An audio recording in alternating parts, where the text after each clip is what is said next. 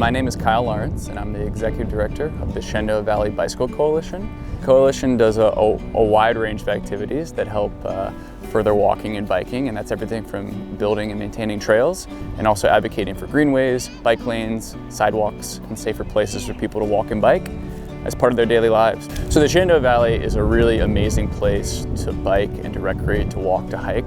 But one thing we're really lacking is accessible opportunities for people to bike and walk and recreate away from cars in separate spaces. And so rail trails provide an amazing space like greenways where people can be safe and comfortable and away from traffic and connect communities. We are right here in Timberville.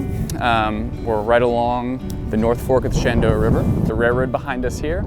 And this is a perfect opportunity of a park that would interface with the rail trail. And this particular rail trail corridor goes from Broadway to Front Royal. It's 48.5 miles, and it goes through 9 towns and 3 counties. So this line during the Civil War came down from the northern part of the valley into Mount Jackson, and after the Civil War was continued south. What has happened more recently is all the investment has been in Page County. So this line, particularly parts up by Woodstock, have sat unused for 20 plus years. In some places there's 40-foot trees growing through the tracks. What we want to do is make sure it remains a public asset, right? And what we've come away with is that a rail trail is the best and highest public use of this corridor. Rail to trail concepts have been successful throughout the country, and one of the reasons is you're never going to get a corridor like a railroad corridor again. You're never going to be able to acquire that property, and you're never going to have it graded so that it's accessible. So that's what's so magical about a rail trail corridor. This trail is really special because we believe it'll be one of the most scenic in the state.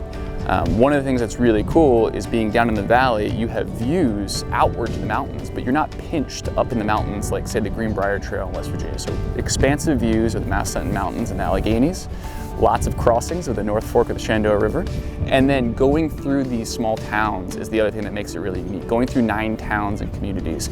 A lot of the other trails end up being in more remote rural areas. And so that together will make this trail super special. If you look at greenways, you look at rail trails, you see regular people in regular clothes riding regular bikes, right? I think a lot of us think of this, have this conception of someone in spandex on a really fancy bike. And that's great, those people exist, but that's actually not the target of this trail or any of these long distance trails. And those aren't the people we're gonna see, and they're not the people we're seeing on greenways. It's people looking for a safe space to ride with their friends, their family, their children. Kline May does a really good job of recognizing all the things that help make a strong and healthy, vibrant community. And so this idea of supporting initiatives that connect our community, improve our quality of life, like I said, make our community a stickier place where people want to stay, where they want to live, where they want to start families. And all that is wrapped up in how you get around for transportation, how you recreate, and what you can do out your door or nearby with your family and friends. So Kline May believes that those are all really important things and things that their clients are looking for, and it's right in line with what the Bicycle Coalition aims to do. I think it builds better communities, makes us all happier, and makes for a better world.